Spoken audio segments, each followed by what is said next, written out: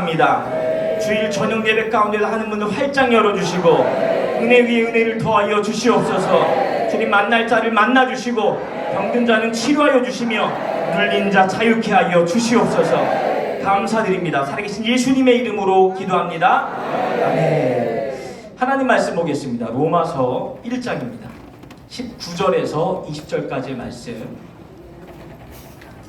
로마서 1장 19절에서 20절까지 큰 목소리로 다 함께 합독하여 읽도록 하겠습니다. 시작! 이는 하나님을 알만한 것이 저희 속에 보입니다. 하나님께서 이를 저희에게 보이셨느니라. 창세로부터 그의 보이지 아니하는 것들 곧 그의 영원하신 능력과 신성이 그 만드신 만물에 분명히 보여 알게 되나니 그러므로 저희가 핑계치 못할지니라. 아멘.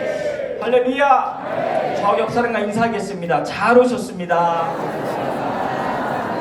앞뒤로도 큰 은혜 받고 갑시다. 옆 사람과 악수하면서 한 번 더. 오늘은 당신의 날입니다. 인사하겠습니다. 광고 말씀을 드리고 강사님을 소개해 드리도록 하겠습니다. 담임 목사님, 전광 목사님께서는 내일 7월 8일 부터 9일 월요일과 화요일 이틀간 경주 더케이 호텔에서 대구 경북 장로 연합 집회를 인도하십니다. 서울에 잠시 오셨다가 금요일에는 부산 백스코에서 부산 울산 경남 자유마을 국민대회를 인도하십니다. 그럼 8월 15일까지 계속해서 이제 지방 전역을 다니고 계시기 때문에 목사님의 건강을 위해서도 함께 기도해 주시고 가시는 곳곳마다 이 지방에서부터 서울로 다시 올라오실 때 성령의 바람이 그 기운을 밀고 올라와서 8월 15일에 광화문에 성령이 폭발하는 역사가 일어날 수 있도록 끝까지 함께 기도해 주시기를 바랍니다. 강사님을 소개해 드리겠습니다. 네, 지난주에 이어서 사랑제일교회의 장로님으로 섬기고 계시는 김학성 장로님께서 오늘도 핑계치 못할지니라 라는 주제를 가지고 창조론과 진화론에 대한 두 번째 강의를 해주시겠습니다. 우리 나오실 때 두 손 높이 들고 할렐루야를 모시겠습니다. 할렐루야!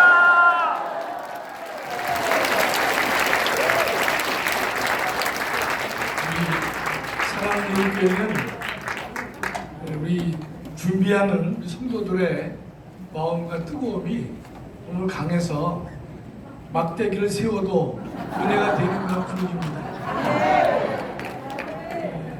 잠깐 기도하고 하겠습니다. 하나님 아버지 감사합니다. 오늘 저에게 주일을 허락하시고 이 날을 주님의 날로 구별되게 지키게 해주신 것 감사합니다. 오늘도 귀하게 쓰시는 전광훈 목사님을 통하여 주님의 음성을 듣게 해주신 것 감사합니다.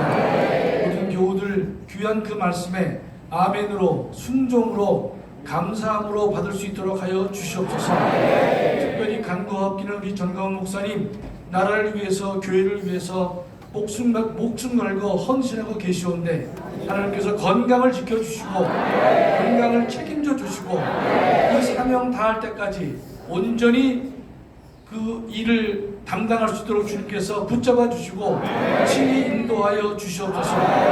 부족한 사람이 섰습니다. 주님의 말씀 올바르게 대언할 수 있도록 하여 주시옵소서. 예수님의 이름으로 기도 올려옵나이다. 오늘 우리 이영환 목사님께서 로마서 말씀을 같이 공독해 주셨기 때문에 제가 다시 읽지는 않겠습니다만 핑계치 못할 것이다. 이걸 가지고 저희가 잠깐 생각해 보고자 하는데 지난주에는 여러분 지질에 대해서 우리가 공부를 했습니다. 지질. 좀 지루했을 수도 있겠지만 그래도 다 이해를 잘 하셨을 것 같은데 오늘은 제가 생물 쪽에 설명을 드리려고 하는데 오늘 강의 결정은 아시겠지만 한 2시간 전에 결정됐습니다. 그래서 제가 평소 공부를 많이 해놨기 때문에 제가 가능하면 생물과 인류까지 제가 한번 해보고자 하는데 모르겠습니다. 한번 해보겠습니다. 예. 우리 지난번 지지를 여러분은 잠깐 좀 우리가 복습을 할 필요가 있는데요. 우리 전 목사님같이 길게 복습은 안 하겠습니다. 간단하게 하는데 여러분 전 세계의 지층에 퇴저감이 몇 프로라고 기억나세요? 좀 대단하시네.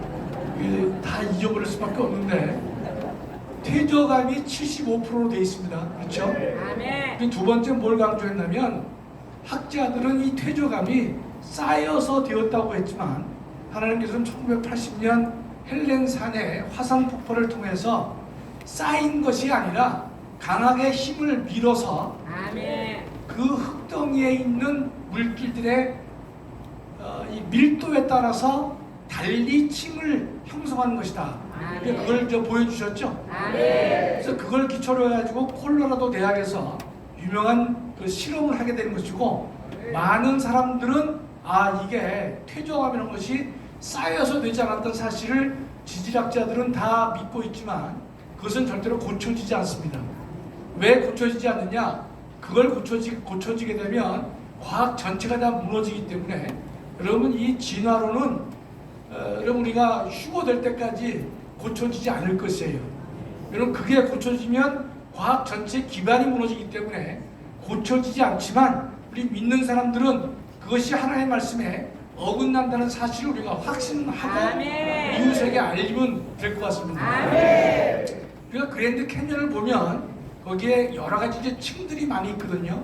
그래서 보면 어떤 층은 이 모래로만 된 층이 있고요. 어떤 층은 진흙으로만 된 층이 있고 어떤 층은 자갈로 되어 있는 층들이 있어요. 그러면 그 두께를 보면 예컨대 이 진흙으로 만들어진 층이 한 5만 년에 의해서 만들어졌다 그러면요. 상식적으로 그 시대에는 자갈밖에 없겠냔 말이죠. 그렇겠죠? 어떤 층이 이 자갈로만 되어 있고 모래로만 되어 있고 진흙으로만 쭉 되어 있는 그랜드 캐년의 모습을 볼 수가 있거든요. 그것은 어떤 힘에 의해서 자갈과 모래와 사암의 농도에 따라서 달리 그러니까 이 분류가 돼서 만들어진 것이다. 이렇게 우리가 볼 수밖에 없는 것이에요. 여기서 여러분 꼭 기억해 둘 것은 전 세계의 퇴저감이 75%로 되어 있죠. 화산 폭발로 되어 있는 거가 얼마 안 됩니다. 그럼 여기서 뭘 할 수 있냐면 여러분 항상 지질을 생각할 때는 기승전 노와 홍수란 뜻입니다. 전 세계 다녀보시면 엄청난 이 지층들이 있는 다양한 지층의 거대한 돌들을 발견할 수 있을 터인데 저는 그것을 볼 때마다 이게 노와 홍수에 의해서 이 지층이 만들어졌구나 그런 생각을 저는 자신 있게 할 수가 있습니다. 75%가 됐기 때문에 전 세계에 이 물에 의해서 퇴저감이 만들어진 것이고 또 하나는 여러분 근데 이 지층이 10m가 됐다 그러면요 이거를 움직일 때는 화산이 아니고서는 물밖에 없을 터인데 10m의 지층이 형성되려면 적어도 과학자들 말하는 사람들은 10배에 해당하는 물이 있어야만 지층을 만들 수 있을 것이다. 그렇겠죠? 물이 한 지층 10m에 10배 되는 크기로 밀어붙일 때에만 비로소 10m가 만들어질 것이다. 그렇다면 전 세계 퇴저감 75%가 어떻게 만들어졌을 것이냐? 그 높은 이 층에 큰 물이 힘에 의해서 움직여지지 않고서는 이 퇴저감층이 만들어질 수 없다는 사실 하나만 보면 노아 홍수가 실제했다는 사실을 우리가 더욱더 확실하게 지질학적으로 알 수가 있는 것입니다. 저도 예전에는 성경을 다 믿었지만 노아 홍수 얘기 부분만 나오면은 이게 거짓은 아닌데 전체 지구를 다 물로 덮었단 말이죠. 이걸 또 어떻게 믿을 수 있을까? 말은 못하고 부정도 할 수 없고 그러나 제가 이렇게 잠깐 동안에 지질학을 공부를 해보니까 명백하게 모든 사람이 핑계치 못할 정도로 하나님께서는 증거를 우리에게 보여주셨다는 사실을 우리가 확신할 수 있습니다. 참 지질을 끝낼 터인데 여러분 여기서 진화론의 핵심이 여러분 꼭 기억해 둘 게 오랜 시간입니다. 오랜 시간. 이게 첫 번째 요소입니다. 오랜 시간 동안 그다음에 변이는 우리가 일단 생략을 하고요. 그다음에 여기가 질적 향상. 진화론의 프레임은 첫 번째가 오랜 시간이 필요한 것이고 두 번째는 조금씩 바뀌었다는 거예요. 조금씩. 진화론자들은 눈이 어떻게 생겼느냐, 눈 설명이 가장 어렵습니다. 뭐라는가 하면 빛에 민감한 세포 중에서 빛에 민감한 세포가 있는데 이 세포가 오랫동안 발전해가지고 눈이 됐다 그래요. 하여튼 세상 곳곳에 이재명보다 더한 놈들이 과학자로 좀 살고 있는 것입니다. 근데 이 사람들한테는 오랜 시간이 꼭 필요해요. 그렇죠? 1억 년이다, 10억 년이다, 그건 뭐 알아서 자기네들이 부르기 나름이란 말이죠. 그 다음에 질적 향상이 꼭 이루어집니다. 여러분, 우리가 물리학은 잘 모르지만 열역학 법칙이라는 게 있는데 우리 기억을 하지 마시자고요. 근데 이 제2 법칙은 뭐냐면 자연은 시간이 가면 갈수록 쇠퇴하도록 되어 있습니다. 여러분 보면 저도 이제 나이가 드니까 기력도 쇠하고 능력도 쇠하고 과거에 장동건 같았는데 지금은 전혀 사진에도 나타나지 않아요. 네. 이렇게 모든 것은 다 쇠퇴합니다. 쇠퇴하죠? 오랜 시간이 지난다고 해서 질적 향상은 나타날 수가 없는 것입니다. 이 두 가지가 잘못된 것인데 여러분, 그래서 오랜 시간을 꼭 기억해 두세요. 이 제가 지질학을 왜 먼저 했느냐, 오랜 시간이라고 하는 요 문제를 문을 연 사람이 누굽니까? 라이엘이에요. 지난번에 공부한 지질학자 라이엘. 그러니까 이 계곡을 보니까 물이 졸졸 흘러가지고 수억 년 깎아서 이 계곡이 만들어졌을 것이다. 여기에서 이 오랜 시간을 만들어낸 사람이 바로 지질학자입니다. 다윈은 이 라이엘의 오랜 시간이라고 하는 데서 영향을 받아가지고 생물 진화를 말하게 되는 것입니다. 자, 하나씩 보겠습니다. 오늘은 여기 화면에 뜰 수가 있는데, 그죠? 네. 네. 자, 다음이요. 다윈은 지난번에 공부한 라이엘하고 12살 차이입니다. 12살 차이지만 이제 우리가 한 50대, 60대 되면은 10살 차이는 거의 뭐 비슷하게 맘먹는다는 건 좀 이상하지만 같이 살지요. 여러분, 다윈도 웨스트민스터 사원에 묻혔고 라이엘도 웨스트민스터 사원에 묻혔습니다. 영국에서는 가장 이게 유명한 뉴턴 같은 사람이 묻히는 곳인데 거기에 묻혔어요. 이 다윈은 할아버지, 아버지가 모두 의사고 부인은 엠마 웨지우드인데 부인 뭐 소개할 필요 없지만 웨지우드라는 단어를 보시면요, 혹시나 도자기에 관심이 계신 분들은 영국의 유명한 도자기에 웨지우드가 있습니다. 고개를 흔드신 분이 두 분밖에 안 계시는데 사랑제일교회 현주소를 알 수 있는 것이죠. 몰라도 됩니다. 예. 근데 이 다윈이 원래 교회를 다녔는데 10살 난 딸이 사망을 했습니다. 살려달라고 기도했는데 하나님이 낫게 해주지 않은 그걸 계기로 해가지고 하나님 교회를 떠났다, 이렇게 보통 이야기를 많이 합니다. 근데 왜 종의 기호는 1859, 자본론은 1867인데 연도로 외울 필요 없잖아요. 그런데 제가 뭘 말씀드리고자 하냐면 종의 기원이 먼저 만들어진 책이고 이 막스의 자본론이 뒤에 만들어진 책입니다. 그러니까 하나님을 창조주를 부정하고 신의 존재를 부정하고 거절할 수 있는 통로를 제일 먼저 본 사람이 막스가 아니라 누굽니까? 다윈입니다. 다윈을 기초로 해가지고 유물론이 만들어진 것이고 공산주의가 만들어진 것이고 인본주의가 만들어진다는 사실을 여러분이 기억하시라는 뜻이에요. 누가 먼저냐? 다윈이 먼저였습니다. 다윈.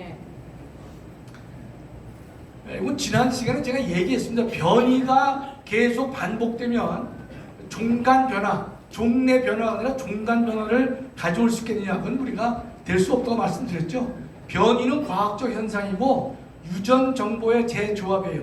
아버지 엄마가 만났으면 그 아들 딸들이 부모의 유전자 중에서 몇 가지 선택해가지고 이 재조합을 해서 만들어진 것이죠.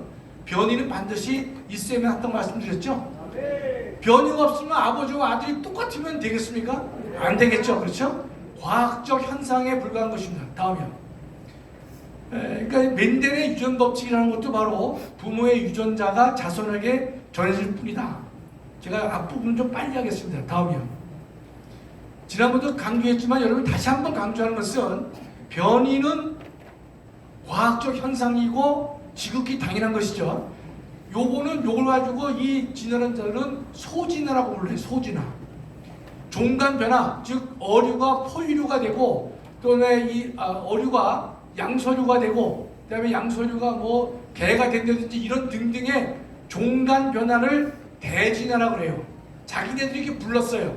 근데 제가 지난 시간에도 말씀드렸지만 진화는 존재하지 않았습니다. 종간 변화는 없었어요. 하다 보니까 변이, 지극히 당연한 과학적 현상인 변이를 이 사람들은 소진화라고 불러서 수많은 사람들을 속이고 있는 겁니다. 아시겠죠? 이 변이를 소진화라고 불러서 마치 진화가 있는 듯이 말하지만 그것은 거짓말이 뜻입니다. 다음이요. 여러분, 근데 도덕과 양심도 진화가 가능하겠습니까? 백보양보해서 이게 물고기가 개구리가 되고 뭐 원숭이가 돼서 사람이 됐다고 만약에 가정한다 하더라도 그 원숭이 마음, 사람의 마음과 양심은 진화될 수가 없는 것이죠. 그렇죠? 우리가 하나님께서 자신의 형상대로 인간을 만들었기 때문에 우리 마음에는 도덕도 있고 양심도 있다는 것이죠. 다음이요. 진화론의 두 기둥은 뭐냐? 돌연변이가 있고 자연선택이 있는데요. 여러분, 자연선택은 제가 오늘 설명을 안 드릴 겁니다. 괜히 좀 지루할 수가 있거든요. 근데 제가 여러분 영어로 하나 써놨는데 이 The Origin of Species, 종의 기원이죠, 그렇죠? 근데 by means of natural selection, natural selection이 자연 선택입니다. by means of니까 무엇에 의한 거니까 자연 선택에 의한 종의 기원. 그러니까 다윈의 책 제목은 종의 기원은 아니고요. 종의 기원은 맞는데 정확하게 보면 자연 선택에 의한 종의 기원이다. 이것이 다윈의 책의 제목입니다. 이걸 말씀드린 이유는 길게 말씀 안 드리겠지만 다윈은 종의 기원이라는 책에서 이 과거로부터 지금까지 이 진화가 됐을 터인데 진화의 수단이 뭐냐? 자연 선택에 의해서 진화가 됐을 것이다 라는 주장을 책의 표지에서 하고 있는 것입니다.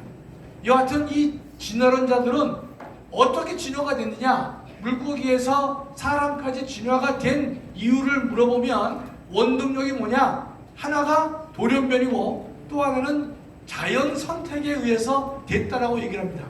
두 개가 이 진화의 원동력이 되는 것이에요. 제가 돌연변이만 간단히 여러분 보겠습니다. 다음이요.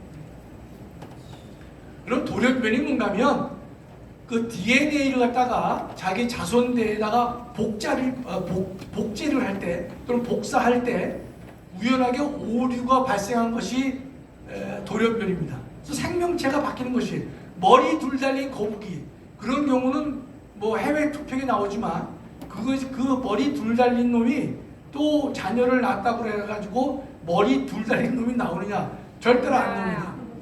그럼 어떤 사람이 사고로 왼팔을 잃었어요. 왼팔 잃은데 그 사람이 결혼해가지고 애를 낳으면 왼팔이 없는 애가 나옵니까? 아니요. 아니겠죠, 그렇죠?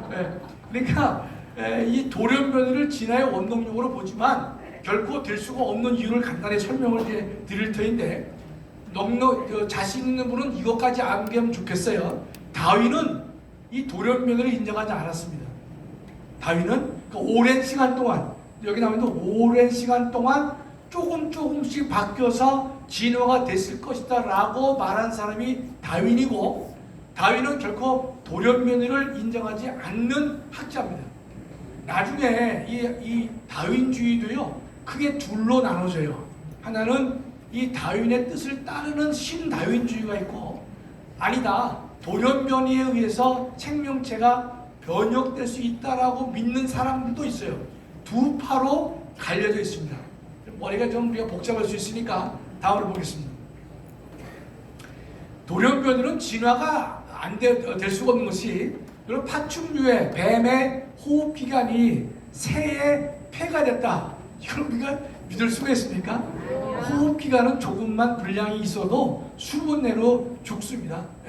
이런 주장을 다른 말로 표현하면요 계산기를 벽에다 던졌더니만 아주 비싼 휴대폰이 만들어졌다. 그런 거와 같은 것입니다. 다음이요. 이 돌연변이는 왜 다윈주의 역설이라고 우리가 말할 수 있냐면요. 여러분 이제 우리가 한번 상식적으로 생각해 보면 이제 그 제일 시작에서 임신 초기라고 보면 배아가 만들어지겠죠. 근데 나중에는 이제 거의 완성체가 이제 밖으로 나온단 말이죠. 그럴 경우에 돌연변이가 만약에 있다고 가정해 보면요, 이 말기 단계에서는 돌연변이가 불가능합니다. 그렇죠? 애가 나오기 직전에 뭐 머리가 둘이가 나오고 다리가 둘 나오는 그런 현상은 불가능하단 말이죠. 가령 있다면 초기에, 임신 초기에 이 일이 발생할 수가 있을 것이에요. 그렇죠? 그런데 임신 초기 단계에서 어떤 변화가 일어나면요, 그 배가 죽거나 불구가 될 수밖에 없습니다.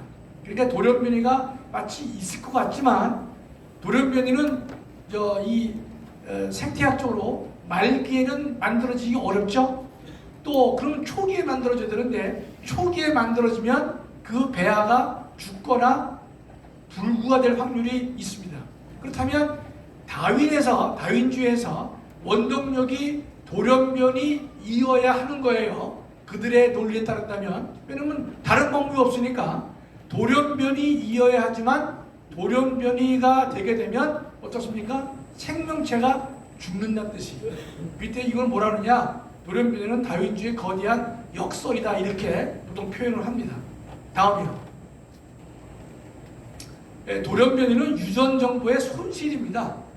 여러분 물고기가 개구리가 된다고 가정을 해보면요, 물고기보다는 개구리가 더 많은 유전정보가 있다라고 우리는 생각하겠죠. 그렇죠? 어류보다는 개구리가 훨씬 더 복잡한 동물이기 때문에 더 많은 유전자가 필요하다고 보는 게 상식이에요. 그러면 물고기에서 개구리가 되려면요, 외부에서 엄청난 유전정보가 들어와야 되는 것입니다. 그렇겠죠? 들어와야 돼요. 그러나 돌연변이는 유전정보가 들어오는 것이 아니라 유전정보가 상실되는 현상, 망가진 현상이 되는 것이기 때문에 돌연변이는 발생할 수가 없다는 것입니다. 돌연변이로 인해서 유전이 되는 것은 불가능하다, 이런 뜻이죠. 정보 손실이 계속되면 정보가 획득된다는 논리가 되는 것이에요. 이게 좀 이해가 되시나요? 정보가 돌연변이로서 생명체가 새로운 것으로 종간 변화가 된다는 말은 계속해서 정보의 손실이 발생했는데 결국에는 정보가 더 획득됐다라는 논리밖에 안 되는 것이에요. 장사할 때마다 손해를 봤는데 그 사람이 나중에는 거부가 됐다, 그런 말과도 비슷합니다. 이해가 되시면 좋겠어요. 다음이요. 안 돼도 할 수 없어요. 다윈주의 분파가 두 개가 있다고 했죠. 신다윈주의와 단속평이라는 말이 있는데 이건 제가 오늘 설명은 빼고요. 간단히만 얘기를 하면요, 이런 겁니다. 물고기에서 개구리가 되려면 중간에 많은 천천히 변화가 됐을 테니까 중간에 많은 중간 동물의 화석이 존재해야 되는데 1980년 시카고에서 전 세계 진화론자들이 모여서 회의를 한 끝에 중간 화석은 단 한 개도 없다는 것이 그들의 결론이에요. 다윈은요, 땅을 파면 중간 화석이 너무너무 많을 것이다라고 생각했어요. 다윈은 훌륭한 면이 있어요. 자기 책에다가 중간 화석이 발견되지 않는 것은 자기 자신의 이론에 걸림돌이 된다는 것을 책에다 써놓고 있습니다. 그만큼 이 사람은 솔직한 학자가 되는 것이에요. 그러니까 중간 화석이 나와야 되는데 단 한 개도 없는 거예요. 그러면 개구리에서 뱀으로 됐을 때 중간 화석이라든지 등등이 있어야 되는데, 여러분 책에서 공부한 시조새는 중간 화석이 아닙니다. 시조새는 새의 일종이라고 하는 것이 이미 밝혀졌는데, 그래서 외국에서는 시조새를 다 뺐습니다. 다만 대한민국 교과서에만 아직도 시조새를 중간 화석이라고 말하고 있는 나라가 대한민국이에요. 그래, 이게 중간 화석이 없죠. 그러니까 이제 어떤 주장이 나오는가 하면 하버드 대학의 굴드라고 하는 교수는요, 고고 생물학자인데 중간 화석이 하나도 없단 말이죠. 이걸 어떻게 설명하느냐?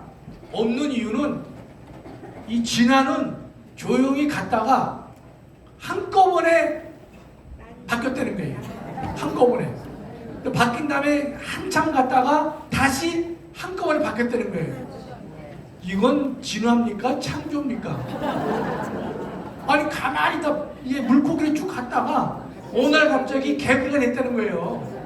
그럼 개구리를 됐다는 것은 창조지 진화를 볼 수 없잖아요. 여하튼 이들도 여러 가지 이제 자신의 이론이 매우 미흡하기 때문에 혼란에 빠지는 것을 알 수가 있는 것이. 다음이요. 자연 선택은 제가 오늘 이 강의에서는 제가 생략을 좀 하도록 하겠습니다. 그 왜 준비했느냐? 이제 혹시 몰라서 했는데요. 자연 선택은 아주 자연 선택에 의해서 진화가 됐다는데 그게 논리가 안 맞는 걸 제가 말씀드리는 건데 일단 빼겠습니다. 다음이요. 다음. 또 다음이요. 또 다음이요. 또 다음이요. 또 다음이요. 지금 제가 이거 뭘 써놨냐면요. 자연이 선택을 해가지고 이제 뭐 물고기가 개구리가 됐다 이런 등등의 얘기를 하는데 지금 무작위적 변화를 하는데 계획된 것을 할 수 있죠. 계획적인 결과를 만들어낼 수 있겠는가? 예를 들어서 그러면 제 컴퓨터에 바이러스가 들렸어요. 그러면 제가 쓴 헌법 논문이 뒤죽박죽은 될 수 있겠죠. 그렇죠? 못 알아보게. 그러나 제가 쓴 헌법 논문이 영어나 독일어로 번역된 논문으로 바뀔 수 있을까요? 아니요. 정확하게? 제 헌법 논문이 경제학 논문으로 바뀔 수 있을까요? 아니요. 어림도 없죠. 그러니까 뒤죽박죽으로 되어 있는 이 상황, 무작위적 선택에 의해서 정말로 더 훌륭한 것을 만들어냈다고 하는 논리는 본인들도 아마 좀 겸연쩍을 터인데 그냥 우깁니다. 예, 다음이요. 그러면 이 사람들이 왜 자연 선택을 이 진화의 원동력으로 보느냐? 첫째, 옳기 때문에 주장하는 게 아닙니다. 또 과학적이기 때문에 주장하는 것이 아니에요. 창조는 부정해야 되는데 마땅한 대안이 없는 겁니다. 그렇기 때문에 부득이하고 불가피한 선택인데 제가 뭐라고 비판을 하면 이런 태도는요. 뭐 수준이 낮은 학자는 혹시 몰라도 저명한 과학자들이 취할 태도는 아니지 않겠는가. 잘 모르겠다. 모른다고 얘기를 해야지 이 자연선택이나 돌연변이에 의해서 이 진화가 이루어졌다. 종간 변화가 이루어졌다. 이런 말을 해서는 안 되는 것입니다. 다음이요. 왜 이게 공작인데요. 숫공작인데 자연선택을 이해하셔야 되는데 여러분 근데 자연선택은 적자생존이거든요. 적자생존. 그러면 공작의 이 아름다운 이 자태는요. 존재해야 옳은가요? 아니면 숨어야 되는가요? 살아남기 위해서는 표범한테 잡혀 먹을 수 있잖아요. 저 공작 저렇게 딸기를 쫙 하면요. 이 공작을 잡아먹는 표범이 잡아먹는지 모르겠지만 하여튼 있을 거 아니에요. 그놈들한테 안 잡히려면 공작이 저렇게 아름다운 자태를 뽐내면 되겠어요? 안 되겠어요? 안 되겠죠. 그러나 공작은 저 아름다운 자태를 암 공작을 꼬드기 위해서 저 아름다운 저 자태를 가지고 있단 말이죠. 자연 선택하고는 모순되는 상황이 되는 것입니다. 다음이요. 이제 성경으로 돌아가서요. 성경에 보면 종류대로 만들었다고 되어 있거든요. 그 많은 사람들이 이게 종류대로 만든 것과 종대로 만든 것을 우리가 혼동하면 안 되는 것인데, 그럼 생물학적으로 보면 제일 밑에 단계가 종입니다. 종. 그 위에 단계가 속이고 그 위에가 과입니다. 과. 여러분 머릿속에 성경에서 말하는 종류대로는 생물학적인 종이 아니라 생물학에 따지면 과에 해당한다. 과. 예를 들면 고양이 과에는요. 호랑이, 사자, 치타, 들고양이 등의 여러 종이 있어요. 종이 여러 개 있습니다. 호랑이도 종이고 치타도 종이고 들고양이도 종이에요. 그러나 요 상위 개념이 고양이 과다의 뜻입니다.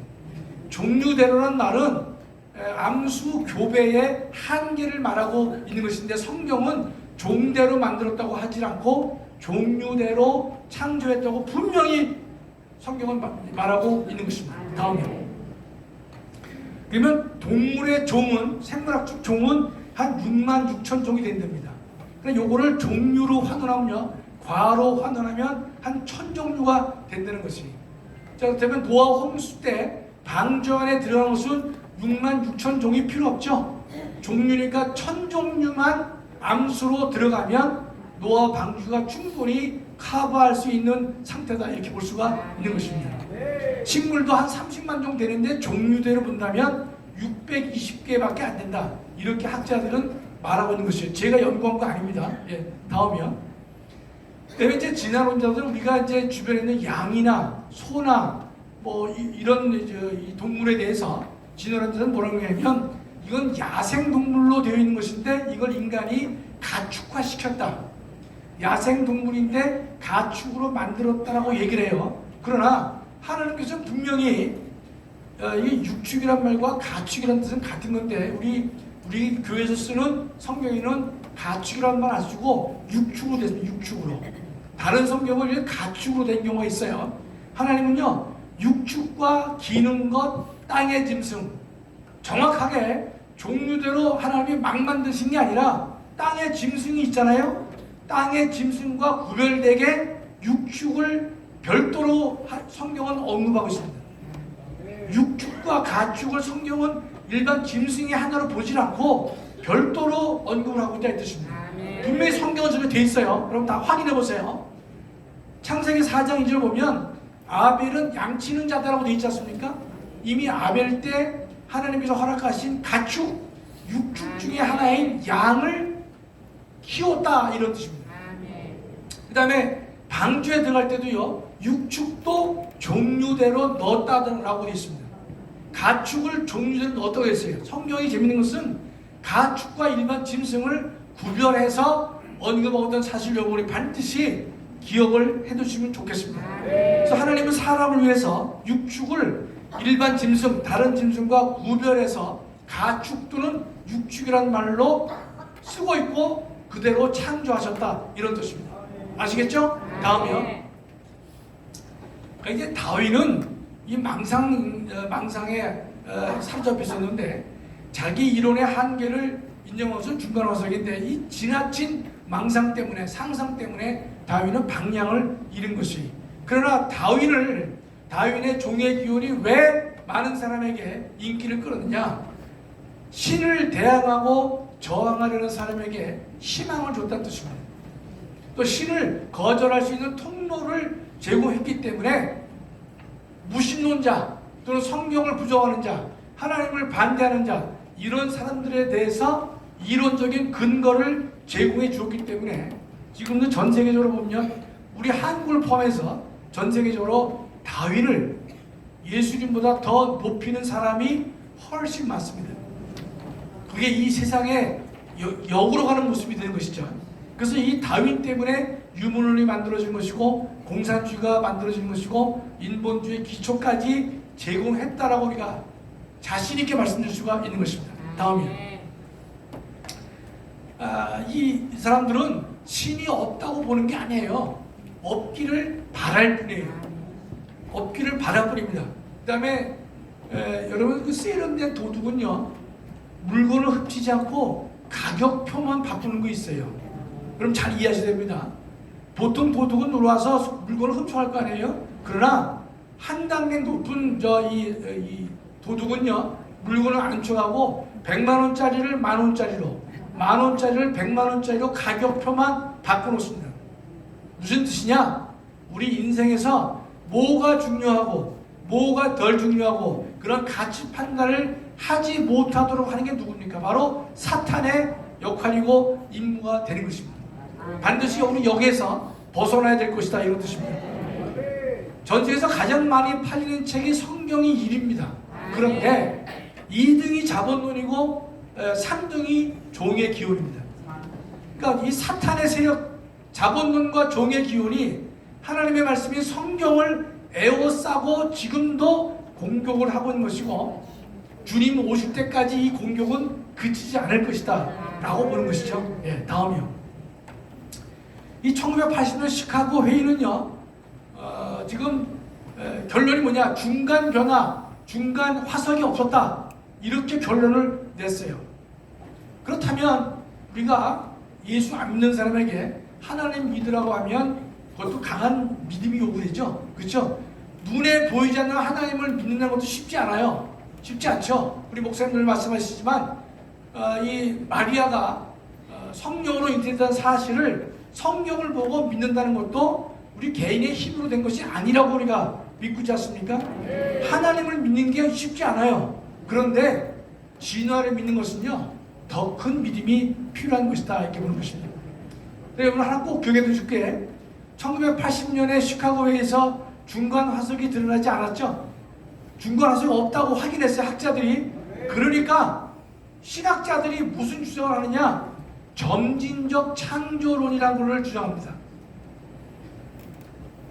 낯설죠? 그럼 다시 한 번입니다. 1871년에 이 라이엘이 지질계통표, 그러니까 고생대, 중생대, 신생대 이런 지질계통표를 만들었어요. 만들어 놓고 하는 말이, 이 고생대는 3억만 년 전의 지층이다, 요거는 1억 5천만 년 전이다, 요거는 5천만 년 전이다 라고 학자들이 주장하니까 교회가 타협했습니다. 뭘 타협했느냐?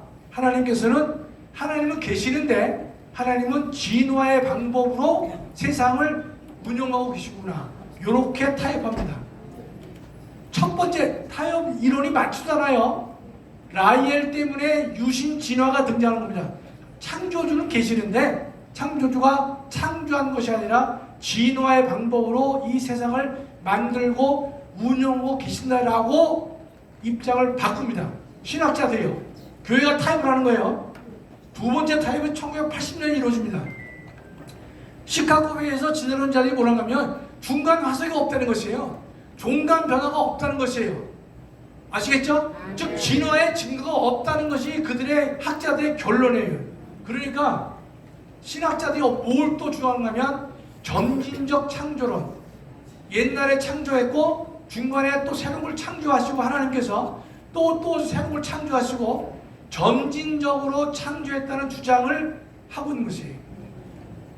그러니까 신학자들이 얼마나 교묘합니까? 그렇죠? 그러니까 하나는 유신 진화가 생긴 것이고, 시카고 회의가 끝난다면은 점진적 창조론이 등장함으로 다시 한번 타협을 하는 것이고, 성경을 모독하고 있는 것이, 하나님은 분명히 한꺼번에 다 창조하셨는데 이 인간들은 인위적으로 점진적으로 창조를 했다라고 거짓을 또 바라보는 것입니다. 뭐 다 이 전달이 좀 잘 안 되면 넘어가시자고요. 제가 강의를 잘 못해서 그럴 수도 있고요. 요 다윈은 요 빼고, 그다음에 우리가 이제 뒤에 이 창조는 DNA로 설명할 수밖에 없는데, 여러분 우리 몸은요 60에서 100조 정도 세포가 있다고 그래요. 그런데 한 세포에는요, 세포 하나마다 수천 권의 책에 해당하는 유전 정보가 들어있다고 과학자들이 얘기를 합니다. 그러면 우리가 책과 컴퓨터를 보면 누구의 이 책이냐? 만든 사람의 책이 나야 되는 것이죠. DNA 역시 만든 사람의 정보 배열이기 때문에 창조일 수밖에 없는 것이다. 다음에 이 생물학의 빅뱅인데요.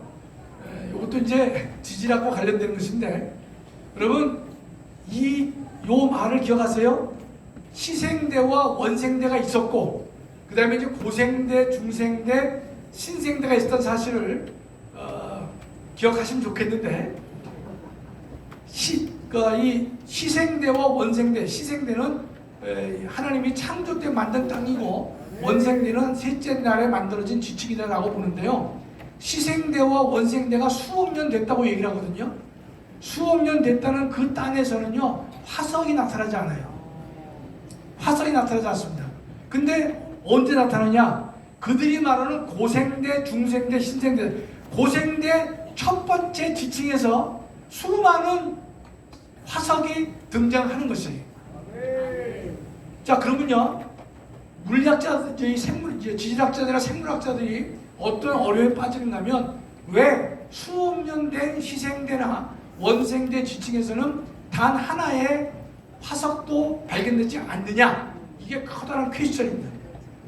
그러니까 다윈도 이 캄브리아 기에서 수많은 생명체가 한꺼번에 등장하는 것을 설명할 수가 없다라고 고백을 하는 것입니다.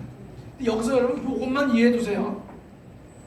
화석이 제일 먼저 발견된 게 고생대층에서 발견되는데 뭐 캄브리아 기까지 우리 이해 못한다 그래도 고생대에서 처음으로 발견되는데 그 화석의 형태가 완전한 형태로 등장합니다.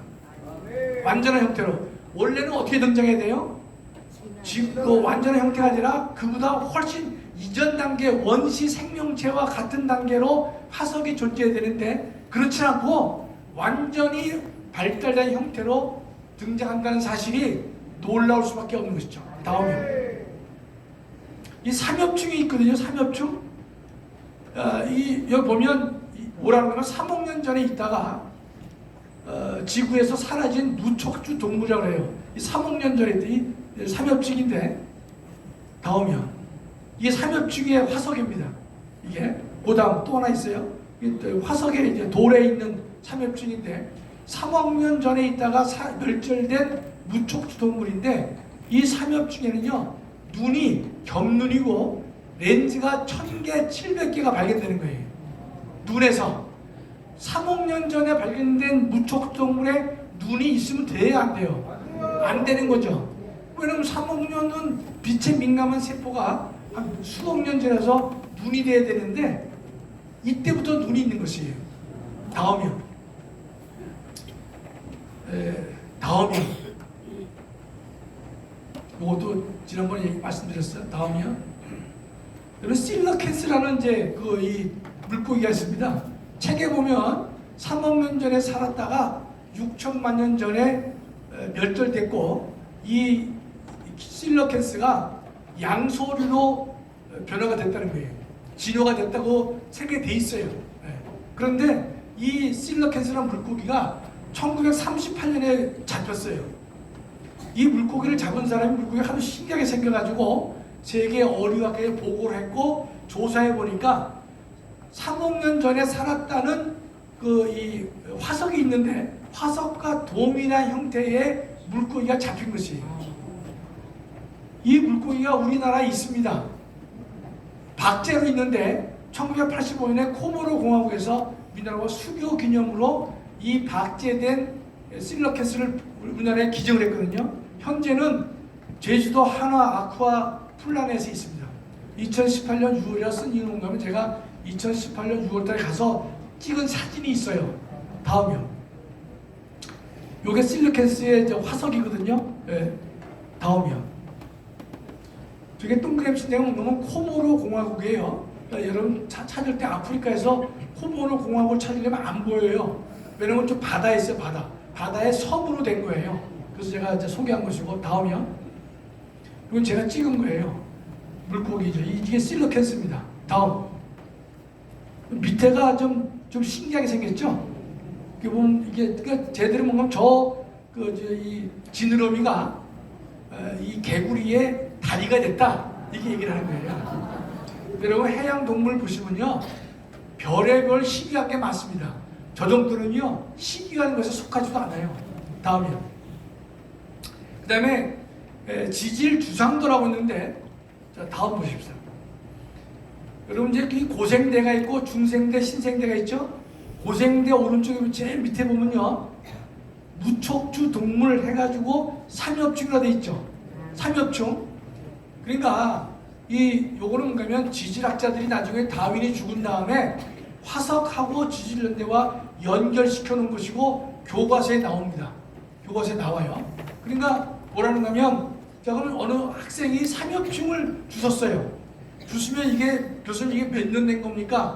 라고 물으면 삼엽충을 동위원소로 연도를 재야 될 거 아니에요. 그쵸? 안 재요.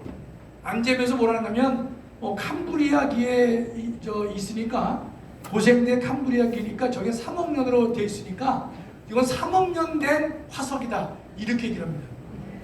그러면 캄브리아기 고생대 이 지층을 쟀을까요? 안 쟀을까요? 안 쟀어요. 안 재고 그냥 3억이라는 거예요. 먼저 주장한 놈이 그냥 장땡이고 다른 후학들이 조사하지 않습니다. 왜 안 할까요? 틀릴까봐. 틀릴까봐 안 재는 거예요. 그럼 어떻게 재느냐? 간단해요. 고생대, 중생대, 신생대 층이라고 알려져 있는 그 층에 석탄이 있거든요. 석탄을 채집해다가 탄소 동위원소로 재면요 연도가 나옵니다. 연도가 나오는데 본인들은 3억이라고 돼 있는데 만약 연도가 4만 년이나 나오면 저거 다 틀린 거잖아요. 보통의 학자들이라면 적어도 교수라면 저게 3억이다 2억이다 나오면요 다 후대 학자들은 조사합니다. 저게 맞는지 틀리는지. 아니 학자들이 궁금하잖아요. 저게 3억인지 1억 5천인지 궁금하니까 조사를 하는데 전 세계 누구도 조사 안 합니다. 안 하고 연구비도 내줄 리가 없어요. 왜냐면 틀릴 것 같으니까 안 하는 것이. 그러나 이것을 갖다가 미국 창조과학회 과학자들이 연구비를 모아가지고 이 부분을 조사한 바가 있습니다. 이건 이제 동위원소에서 말하게 되는데 그 동위원소에서 이런 결론이 났어요. 어떻게 되냐면 고생대, 중생대, 신생대에 있는 석탄 10개를 석탄은행에서 샀습니다. 사가지고 동위원소를 쟀더니만 모두가 2만에서 4만이 되는 연도가 나온 거예요. 2만에서 4만 나온 거하고 3억하고는 차이가 많죠. 그렇죠? 그런 식으로 거짓으로 뒤죽박죽 되어 있다 이 뜻입니다. 따라서 고생대, 중생대, 신생대라고 하는 걸 어떻게 가르치냐면 저건 차곡차곡 쌓인 순서로 이야기를 하고 있지만 그것이 아니라는 사실을 알 수 있는 것이고 적어도 둘 중에 하나는 연도를 재야 되는데 하나도 재지 않고 우기고 있는 것입니다. 다음이요. 지금 이제 생물의 80%가 식물인데 그 식물이 자기 마음대로 막 풀 잎도 나고 뭐 등등 할 것 같죠? 근데 이제 우리가 한번 보시면요, 하나님께서는 대칭형을 좋아하시는 것 같아요. 대칭형이요. 그래서 꽃잎도 대칭, 인간도 대칭이잖아요, 그렇죠? 동물도 대칭이고 건물도 대칭으로 많이 짓죠. 다음 보세요. 자, 꽃잎 보면 다 대칭이죠. 다음이요. 나비도 대칭.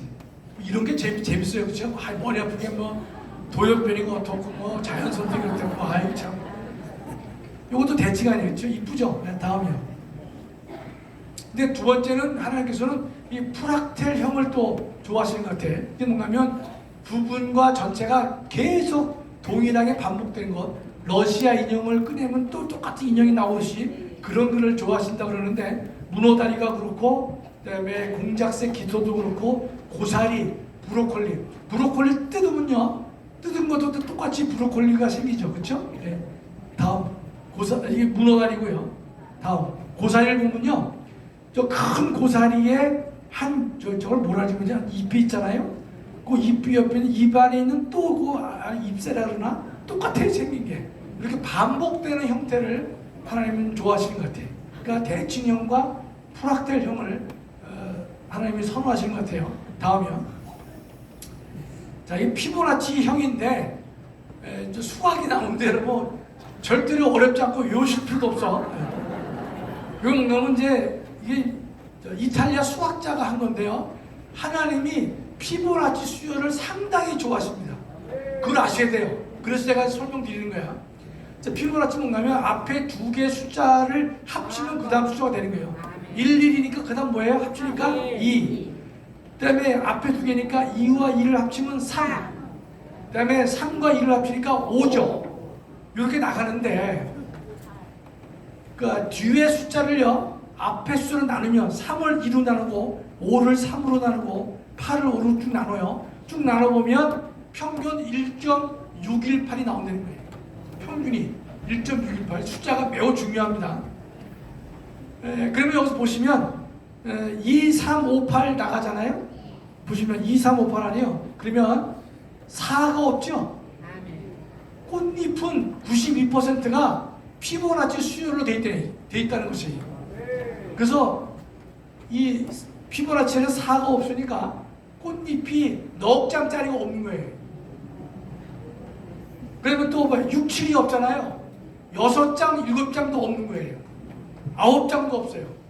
그러니까 이게 식물학자들이 이거 다 발견해낸 거예요. 다음이요.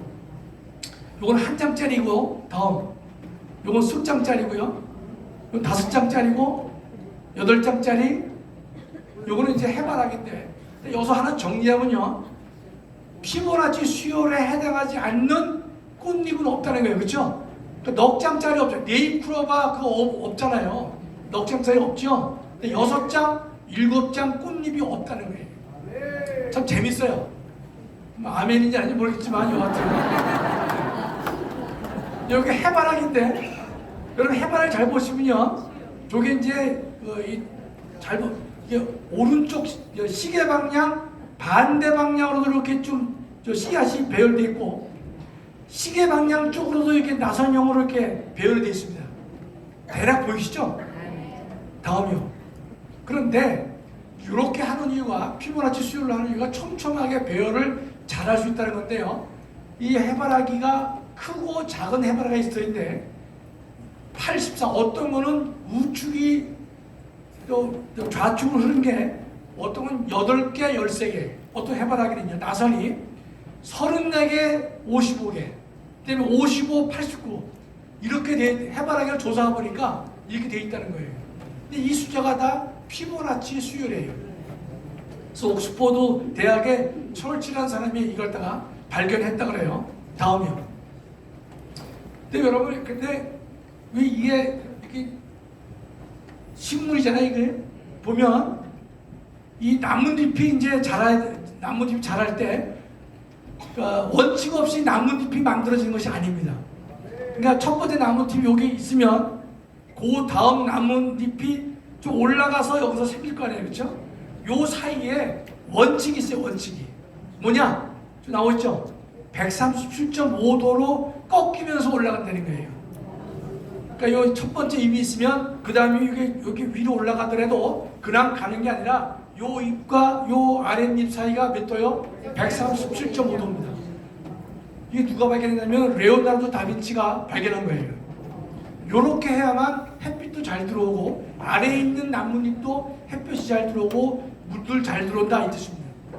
저 아까 그 피보나치 수열에서 뒤에 있는 숫자를 앞으로 나누면 얼마나 된다 그랬죠? 1.618이에요. 그쵸? 요 각도가 137.5도입니다. 다음이요. 피보나치 수열의 1.618은 황금비라고 해가지고 여러분 1.618대 1로 직사각형을 만드는 게 가장 안정적이래요.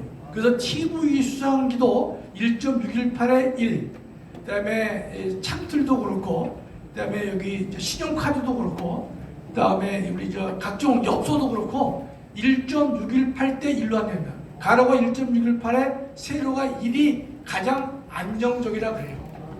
다음이요. 그런데 자 여러분 A하고 B를 보면 A가 1.618이고 B가 1이라고 가정해 보시자고요. 어렵지 않죠? 그러니까 A가 1.618이고 B가 1이니까 이걸 아래로 꺾으면 1.618대 1이 되잖아요. 그렇죠? 요 직선을 우리가 동그랗게 만들어 보는 거예요. 여러분 보고 만들려는 거 아니에요. 우리 상상을 해보면 동그랗게 만들면요. 저 아래 모양을 보시면 A가 더 길잖아요. 그럼 C에서 C-C가 A 직선으로 만들어진 원이에요. 그 다음에 B 여기 이쪽이 빨간 게 B란 말이죠. 그런데 요 각도가요. C 그다음에 0 그다음에 C-C 각도가 137.5도입니다. 놀랍지 않아요? 황금 비율 1.618대 1로 되어 있는 선분을 동그랗게 만드니까 요 각도가 137.5도가 된다는 거예요.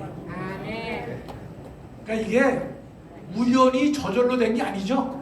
이걸 보고서 우연이 됐다라고 하면요, 하여튼 정신이 이상한 사람이죠. 그렇죠? 다음이요. 그래서 선분을 A와 B로 나누는데 1.618대 1이다. 그랬을 경우에 황금비와 황금광의 놀라운 결합이 드러납니다. 다음이요. 근데 여기서 여러분 또 놀라셔야 되는데, 이제 식물이 근데 이제 처음에 현미경으로 볼 수밖에 없는데, 그 싹이 트는 발화 과정을 과학자들이 조사를 했어요. 싹이 트는 과정을 처음 시작할 때. 근데 그 첫 번째 그게 원기라 그래요. 원기. 잘 모르겠어요. 원기라 그러는데 1번 원기가 만들어지고 또 2번이 만들어지고 3번이 만들어지고 쭉 해가지고 식물이 이제 기초가 만들어지는 것이겠죠. 그렇죠? 그랬는데 다음 걸 먼저 봅시다. 요렇게 이제 여기 보면 11번, 24번 해가지고 이건 만들어진 순서입니다. 순서. 그런데 다음이요. 1번이 만들어지고 또 2번이 만들어질 거 아니겠어요? 근데 다 3번이 만들어졌겠죠? 그랬는데 1번에서 2번 만들어졌을 때 각도가 저게 빨간 게 137.5도예요. 그러니까 저 각도를 계속 유지하면서, 그러니까 1번하고 2번이 137.5도, 2번하고 3번도 137.5도, 이렇게 해가지고 식물의 이 원기를 통해 가지고 기초가 만들어진다고 그래요. 이게 그냥 학자가 연구 논문에 발표한 거예요. 그러니까 심심해서 그냥 막 쓴 게 아니고 정확하게 조사해서 학술지에 발표한 내용입니다. 137.5도가 매우 중요한 것이죠. 다시 앞으로 가보세요. 앞으로. 네, 여기. 이제 놀랄 준비를 좀 하셔야 돼요. 137.5도로 계속 바뀐다 그랬잖아요. 그렇죠? 그렇게 유지한다고 됐잖아요. 그러면 137.5도라고 하는 게 식물의 DNA 안에 있느냐 없느냐예요. 없다는 거예요. 아멘이 아니라 왜 그럴까요? 아니 식물이 쥐가 알아 137.5도가 그냥 DNA가 없는데 유지가 된다는 거예요. 왜 놀랄 수밖에 없느냐? 이거는요, 외부에서 식물을 컨트롤하고 있다는 뜻이에요. 놀라운 거죠? 만유 인력 법칙에 의해서 지구의 중력이 다 체크되고 있죠? 모든 식물이 원기가 만들어질 때 137.5도로 계속 만들어지는 게 식물 안에 있는 DNA에 의해서 되는 것이 아니라 그 안에 없다는 거예요. 밖에서 누군가가 137.5도를 붙잡고 있다. 여러분, 이게 참 놀라운 사실입니다. 좀 전에 로마서 봤지만 핑계지 못할 것이다. 이런 것들 다 보여주시는데 창조주가 이걸 누가 만들었느냐? 그럼 이게 그런 저절로 됐어요? 우연이 됐어요? 어림도 없는 얘기입니다. 저도 이 글을 공부하면서 막 몸에 전율이 흐름을 느꼈어요. 저는 처음에 왜 이 식물 안에 이 DNA가 없느냐 이상하다 그랬지만 밖에 있네. 밖에 누군가가 이걸 원칙을 지금 붙잡고 적용을 하고 있다는 뜻입니다. 만유 인력의 법칙과 같이 식물에게 137.5도를 계속 유지시키는 분이 누구냐? 다음이요. 다음. 이것도 제목이 어려워요. 어려운데 다음 봅시다. 그냥 말로만 설명할게요. 사람들은 이게 참 진화가 됐다는데, 여러분, 눈이요 매우 중요한데 진화론자들이 설명 못하는 것 중에 하나가 이 눈인데, 여러분 눈으로 물체를 보잖아요. 그러면 저기 보면 복잡한 거 다 이론을 빼고 동공, 눈동자가 필요하겠죠. 수정체는 뭐가 들어가야 될 거 아니에요. 두 개는 꼭 필요해. 그다음에 그게 저 뒤에 있는 망막에 새게 되겠죠. 망막에 꽂힌 다음에 그게 시신경을 통해서 이제 뇌에 전달이 될 거 아닙니까? 다른 건 몰라도 이거는 있어야 될 거 아니에요. 빛이 들어오는 동공이 필요하고 수정체가 있어야 되고, 그다음에 망막이 비추고, 그다음에 그것을 시신경을 통해서 뇌로 전달을 해야 볼 거 아닙니까? 그렇죠? 자, 이 5가지가 꼭 필요해요. 5가지 중에서 하나라도 없으면 볼 수 있을까 없을까요? 볼 수 없어요. 5가지 기본 요건이 반드시 동시에 갖추어져야만 되는 것이에요. 우리 장모님이 이제 요새 눈이 잘 안 보이시거든요. 그건 어떤 겁니까? 5가지 요건은 가지고 있는데 그 중에 한두 가지의 기능이 약해진 거예요. 한두 개의 기능이 약한 거하고 한두 개의 꼭 필요한 요소가 없는 거하고는 하늘과 땅 차이가 되는 것이에요. 이런 사람이 이제 동물이나 사람이 사물을 볼 수 있는 이 눈의 문제는요, 점진적으로 천천히 우연하게 만들어질 수가 없습니다. 왜냐하면 5가지가 동시에 요건을 충족하지 않으면 5%만 보이는 게 아니라 10%만 보이는 게 아니라 아예 볼 수가 없다는 것입니다. 아시겠죠? 이런 등등이 뭔가면 이게 진화가 불가능하고 창조로 대한 사실을 입증해주는 그러한 설명이 되는 것입니다. 다음에 이것도 뺍시다. 다음에 응고 시스템이 있는데 그것도 빼고. 그러면 이 다윈은 어떤 인물이냐? 종의 진화를 이 사람은 확신을 했어요. 오랜 시간을 거치게 되면 종은 바뀔 것이다 라고 했지만, 그러면서 입증 자료가 많을 것 같이 얘기를 했지만 전혀 하나도 나타나지 않았던 것입니다. 다윈 때도 없었지만 이후에 170년 지난 지금도 전 세계 모든 과학자들이 눈을 불아내면서 단 하나의 증거를 발견하기 위해서 노력했지만 하나도 발견하지 못했던 것이 한낱 망상에 불과한 것입니다. 그런데 유통기한이 지난 이론인데도 불구하고 폐기되지 않고 유통되면서 전 세계 인간의 영혼을 파괴하고 있는 사람이 누굽니까? 바로 다윈이 되는 것입니다. 인류 역사상 가장 과대평가된 저명인사다, 이렇게 제가 말씀드릴 수가 있는 것이에요. 다음 없죠? 우리는 뭔가면 과학적 설명 중에서 납득할 수 없는 과학적 설명은 필요치 않아요. 우리가 딱 들었을 때 그런 나름대로 일리가 있다, 이런 납득할 수 있는 설명이 필요한데, 납득할 수 없는 과학적 설명은 우리가 필요하지 않다는 뜻입니다. 이치에 맞는 최선의 설명이 필요한 거죠.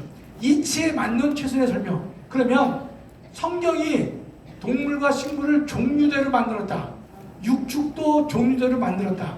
처음에는요 좀 신화 같은 얘기죠. 신화 같은 얘기고 추상적인 말씀 같아도 가면 갈수록 과학적으로, 과학이 비춰봐서 정확하고 놀라운 말씀이라는 사실을 우리가 과학적으로 입증할 수 있다, 이런 뜻입니다.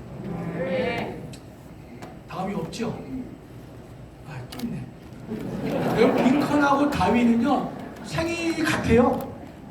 1809년 2월 10일 똑같은 날 태어났는데, 한 분은 인류 역사에 참 기억 남는 훌륭한 분이지만 또 하나의 인간은 정말로 과대평가된 저명인사고 망상에 치우친 사람인데, 하나님을 거절하기를 원하는 사람들에 의해서 추앙받고 있다, 이런 뜻입니다.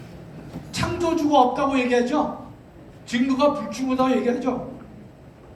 그러나 핑계하지 못할 정도로 충분한 증거가 있고 넘친다는 사실을 우리가 확신해야 되는 것입니다. 여러분, 이 세상이 설계된 듯 보이죠? 왜 그럴까요? 설계됐기 때문에 그런 것이에요. 다음이요. 없지? 빨리 하나 더 합시다. 인류. 네. 다음 주에는 목사님이 하나만 안 할 것 같아서. 자, 인류요. 네, 갑시다 바로. 반까지만 말씀드리잖아요, 그렇죠? 인류의 기원을 보면요, 책에 보면 우리 학생들 많이 있는데, 인류의 기원을 보면 오스트랄로피테쿠스라고 시작해요. 오스트랄로피테쿠스란 말은 원숭이라는 뜻이거든요. 오스트랄로는 남쪽에 대해 남쪽에서 발견된 원숭이라는 뜻인데, 이게 원숭이에 불과하거든요. 또 루시에 불과한 것인데, 이걸 마치 인간의 원형으로 생각해요. 1983년도 진화론자인 옥스나드는 루시는 인간의 조상이 아니다, 진화론자가 이 말을 하고 있는 것이에요. 다음이요. 그럼 책에 보면 자바 원인을 거쳐서 크로마뇽인 네안데르탈인이 이렇게 쭉 나온단 말이죠. 여러분, 자바 원인을 조사해 보면요, 자바 원인, 이제 뒤에 사진이 나오는데 이 자바 원인이에요. 이게 좀 미련하게 생겼죠. 네. 근데 이런 사람은 현대에도 많이 발견돼요. 네. 다시 앞쪽으로 올라가요. 앞쪽으로. 이 자바원인을 저 얼굴을 그릴 때 어떻게 되냐? 발견된 뼈가 머리 덮개 일부 하나, 그 다음에 허벅지 뼈 하나, 이빨 셋, 이걸로 그렸어요. 여러분, 사람은 뼈가 200개쯤 되거든요. 제가 죽은 다음에 제 뼈를 가지고 제 몸을 그려달라고 하면 키라든지 덩치라든지 이건 좀 맞출 수 있어도 얼굴 등을 우리가 맞출 수 없겠죠. 그런데 머리 덮개 하나, 허벅지 뼈 하나, 치아 3개로 저런 그림을 만든 거예요. 저건 만든 게 아니라 그려달라고 한 거예요.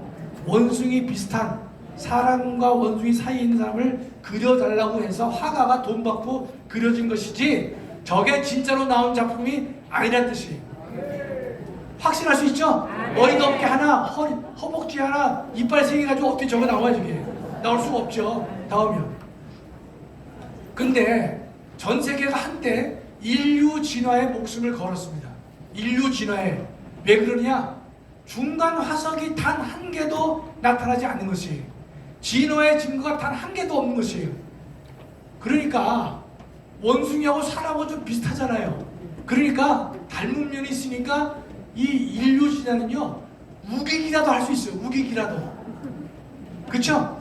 다른 것은 근데 우길 수가 없는데 여기는 또 사람이나 고릴라나 원숭이가 조금은 닮았으니까 여기서 왔다라고 우길 수 있는 가능성이 존재하기 때문에 이렇게 난리를 친 겁니다. 다음이요. 근데 우기기가 쉬워요. 장사가 쉬워. 뭐뭐냐? 망가진 두개골하고 이빨만 있으면 돼. 그럼 장사가 돼요. 우기면 되니까. 그렇죠? 근데 그 두개골은요, 망가진 것일수록 고가예요.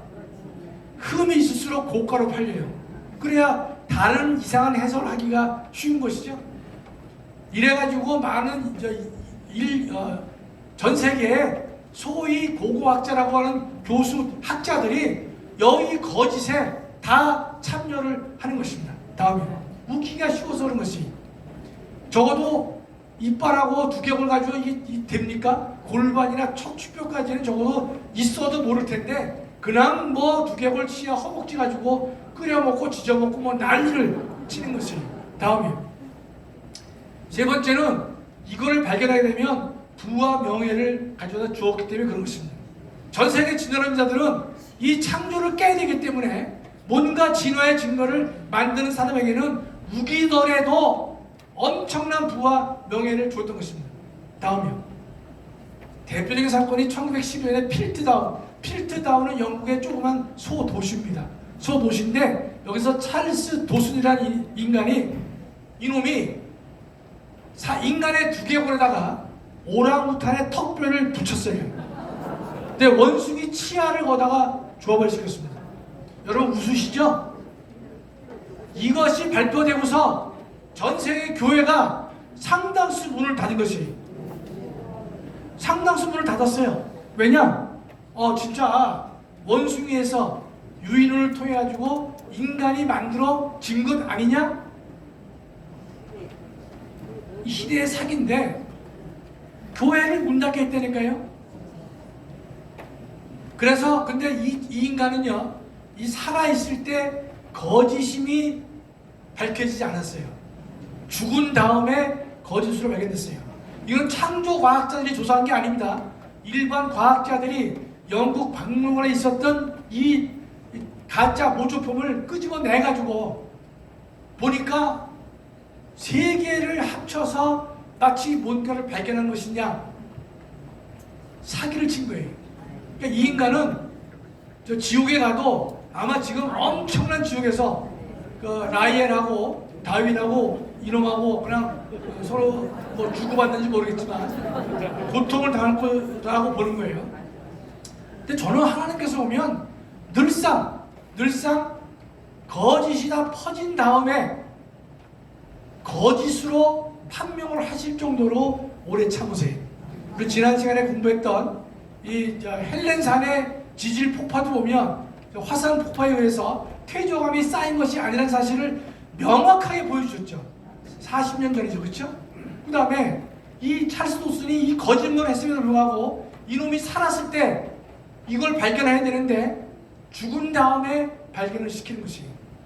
실러캔스도 뭐 3억 년 전에 있다가 6,500만 년 전에 멸종됐다고 떠들었지만 1938년에 잡혔단 말이죠.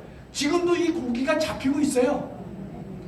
거짓이 다 일반화된 이후에 하나님께서는 인천 상륙작전 같은 그런 일을 하시는데, 정말 하나님의 그 놀라운 그 오래 참음은 우리 인간의 수준으로서는 감당할 수가 없는 상황입니다. 다음에 똑같이 만들어졌죠? 예, 다음이요. 여러분, 이제 인류의 인구는요, 과거와 현재를 동시에 알 수 있습니다. 자, 봐요. 다른 것들은 과거를 알 수가 없죠.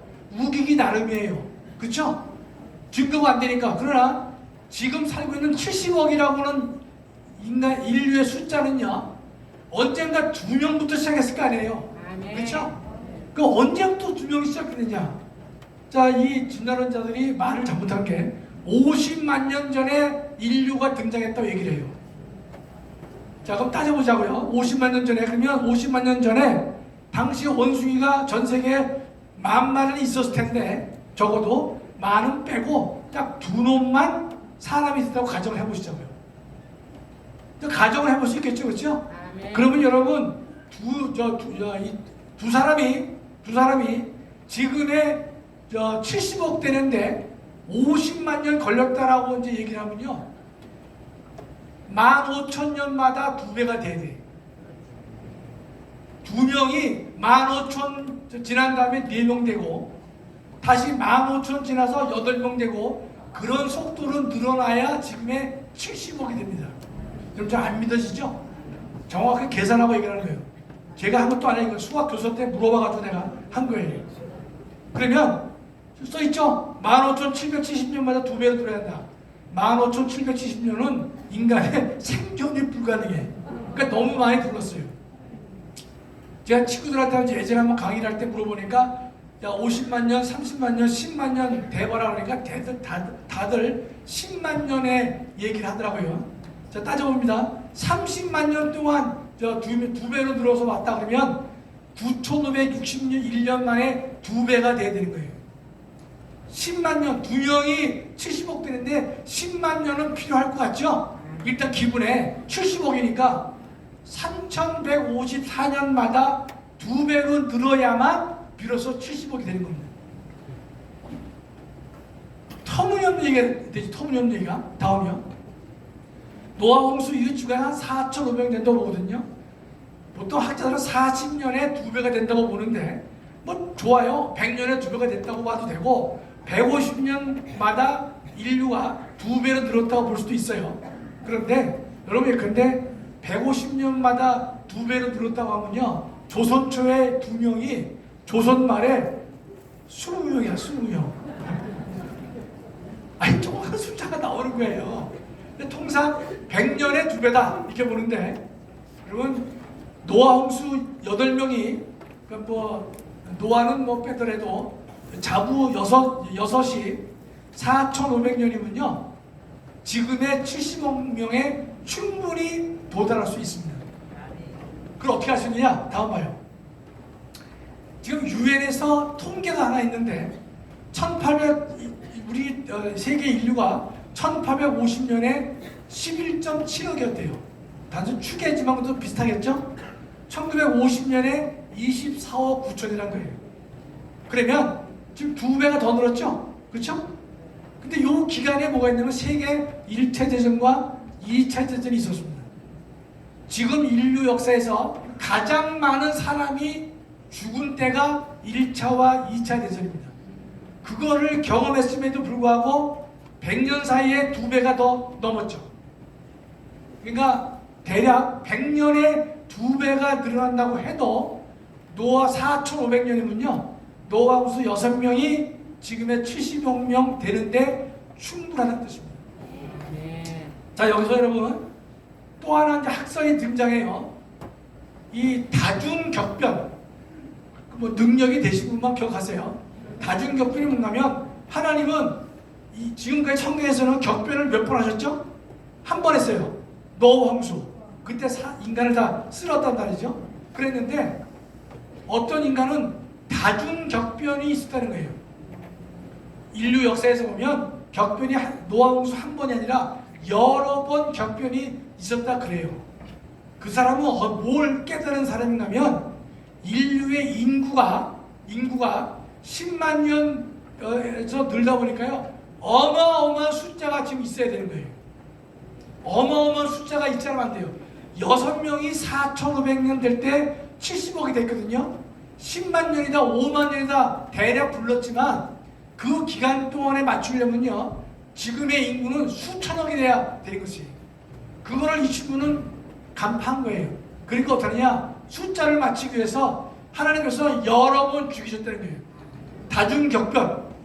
여러분 이 타협 이론이 세 개가 있는데, 첫째는 유심진화, 두 번째는 점진적 창조론, 세 번째가 다중격변입니다. 격변을 여러 개 했다는 것이에요. 그러고서 제가 옛날에 뭐 글을 쓴 거지만, 사람이 교만이 얼마나 무서운가면요, 사람이 죽으면 생명은 바로 끊어지는데 교만은요 3시간 지나야 죽는데,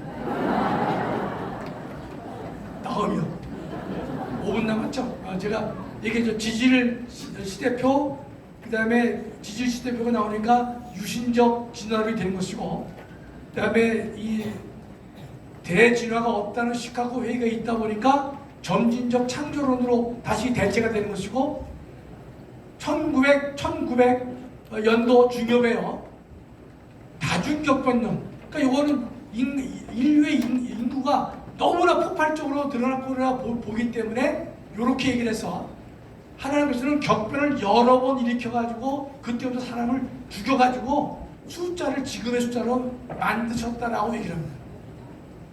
지금 시간이 딱 5분 남았기 때문에 제가 유신진화는 제가 나중에 기회가 되면 하도록 하고요.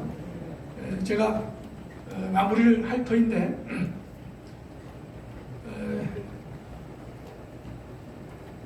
우리 전광 목사님은 대한민국에서 만약에 찬반이 아니라 좋아하느냐 싫어하느냐를 물으면 대략 열에 몇 사람이 좋아할까요? 열에 9이 좋아할까요? 아니, 목사님 안 계시니까 조용히 얘기합시다.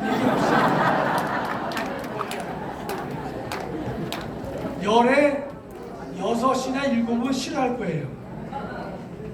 싫어하죠. 그렇게 봐야 오나요? 그럼 사랑제일교회는 어떨까요?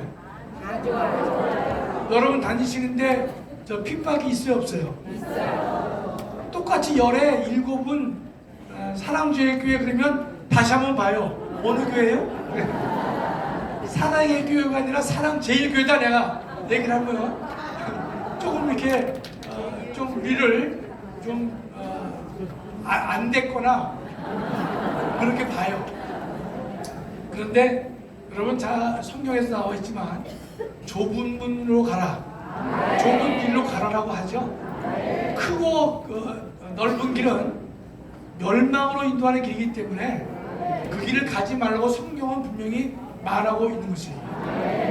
저희가 다니는 사랑제일교회, 저희가 따르는 전광훈 목사님의 그 가치나 이념이나 신앙이나 그 모든 것들이 성령이 비춰봤을 경우에 어긋남이 없다고 우리는 확신하고 있는 것이죠. 그렇기 때문에 우리가 그 길을 기꺼이 가는 것이고, 그걸 우리가 외부에게 자신 있게 알리고 있다는 사실을 우리가 다 여러분이 자부한다고 생각을 저는 하고 있습니다. 예전에 보니까 이 교회 내에도 계급의 차이가 있으면 안 될 터인데, 그렇죠? 하나님이 싫어할 터인데, 장로하고 사찰 집사가 있었어요. 지금은 그렇지 않겠지만 한때 교회 내에서도 장로는 대접을 더 받았고 사찰 집사님은 대접을 좀 덜 받았어요. 그 분명한 사실이에요. 그렇게 했단 말이죠. 그럴 경우에 그 사찰 집사님이 뭐라고 말씀하시냐, 혼자 기도하면서 자기 아내에게, 자기 자녀에게 뭐라고 기도하는가 하면, 야, 천국 가서 보자. 천국 가서 보자는 거죠. 그러니까 교회 내에서도 그런 계급의 차이가 있을 수 있어요. 계급까지보다도 사람이기 때문에 그 차이가 있게 마련이지만, 그러나 우리가 분명한 것은 우리의 인생은 유한하잖아요. 우리가 근데 오늘 뭐 휴거도 공부하게 되고 다 했지만 저는 이제 그 말씀에 깊이 늘 감사하고 있지만 저는 그 전에 전 휴거 전에 죽을 것 같아요. 휴거 전에. 아니 내일을 약속할 수 없지 않습니까? 그렇죠? 네. 여기 젊은 친구들은 뭐 모레까지는 가능하지만 저는 뭐 모레는 우리가 장담할 수 없는 상황이 돼 있단 말이죠. 내일도 장담할 수 없지만 그런 상황이 되면 휴거고 뭐고 간에 그 전에 죽는 거예요 우리가. 그럼 죽을 때 우리가 올바른 신앙을 가지고 살다가 죽어야 되는 것이죠. 그렇죠? 그러기 위해서는 우리가 말씀 위에 굳게 서고 말씀대로 가르치고 말씀대로 살려고 노력하는 그러한 훌륭한 목사님, 지도자를 만드는 것이 우리에게 더 없는 행복이라고 저는 생각을 합니다. 그래서 여러분 우리 여섯은 우리를 조금 배관시하지만 이게 너무 신경 쓰지 마시고 신경은 좀 쓰여요. 제가 얼마 전에 어느 집단에 갔더니만 제가 조금 이제 아이 소에게 했는데 거기 단체에서 장로님은 왜 사랑교회 교회를 다니십니까? 이렇게 묻는 거예요. 그래서 내가 물론 조심스럽게 물어봤어요. 그래서 내가 알았다. 7분만 나한테 시간을 할애해라. 7분 동안 내가 얘기를 했어요. 긴 얘기 안 하고 내가 만난 전광훈 목사님 그것만 얘기했어요. 했더니만 대부분 열중셔요. 제 친구들도 만났어요. 나보고 너 학생활 잘 나가더라. 제가 선거 전 얘기입니다. 잘 나가 임마. 잘 나간다는 말에 이게 어떤 뼈가 있는 얘기더라고요. 어떤 놈은 또 너 정광훈 목사님 오른팔이라면서 내가 오른팔은 안 되고 왼팔은 된다 내가. 근데 그 정광훈 목사를 모르는 친구들이 많잖아요. 그래서 막 대놓고 막 욕을 해요. 목사가 말이야 그래서 내가 알았어. 이제 나한테 7분만 시간 줘. 그래서 내가 얘기를 쭉 해요. 그러면 그 10대 명 학생들이 친구들이 다 열중시합니다. 열중시하고 그런 분이야? 그런 분이야? 언론에서 알려진 전광훈 목사님밖에 모르기 때문에 죽일 사람으로만 다 알고 있죠. 내가 얘기를 하니까 다 열중셔요. 야, 그러니까 네가 전 목사님 왔다 이렇게 모시고 그 훈련을 받는구나 라고 얘기를 하더라고요. 그러나 적극적으로 나서지는 않아요. 하는데 그러나 여러분 우리가 성경에도 좁은 길 좁은 문으로 가도록 되는 것이고 우리가 가는 그 길이 결코 잘못된 길이 아니라는 사실을 알 수 있는 것이고 그 길을 따라가면 주님께서 두 손 들고 환영해 주실 것으로 우리 모두 확신하고 있습니다. 감사합니다.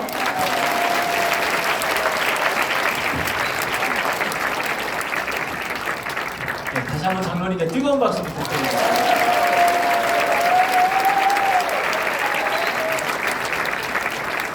기도할 거리가 참 많이 있습니다. 나라와 민족을 위해서도 기도를 해야 되고 또 목사님의 건강과 사역을 위해서도 정말 진짜 목숨 걸고 기도를 해야 될 때가 다가왔습니다. 한 주간도 지방에서 일정을 또 보내시고 서울 오셨다가 또 부산에 가셔야 되는 그런 혹사의 사역으로 지금 8월 15일까지 달려가시기 때문에 그럼 우리가 할 수 있는 게 뭐가 있겠습니까? 네, 기도밖에 없어요. 기도밖에. 장로님 말씀하신 대로 목사님 사역에 우리가 동참해서 이 사역을 충분히 감당할 수 있게 하려면 천만 조직을 위해 여러분 최선을 다해 주시고 8월 15일 광화문 광장에 목사님이 핏대세워 외치는 천만 조직이 진짜 이루어져서 예수한국 복음 통일의 기치가 세워지는 그런 분기점이 될 수 있도록 함께 최선을 다해 주시면 감사를 드리겠습니다. 두 손을 높이 들고 우리 함께 기도하도록 하겠습니다. 하나님, 이 시간 부르짖어 기도하는 것은 우리의 어떠함을 놓고 기도하는 것이 아닙니다. 나라와 민족을 불쌍히 여겨주시고 대한민국 가운데 하나님의 나라가 이루어지게 하여 주시옵소서. 예수한국 복음 통일이 이루어지게 하셔서 주님 오실 길을 예비하는 복된 나라가 되게 하여 주옵소서. 이 사명 이끌어 가시는 전광훈 목사님을 기억해 주시고 가시는 곳곳마다 성령님 나타나 주시며 건강 또한 지키시고 보호하여 주시옵소서. 주여 삼창하며 기도합시다. 주여! 주여!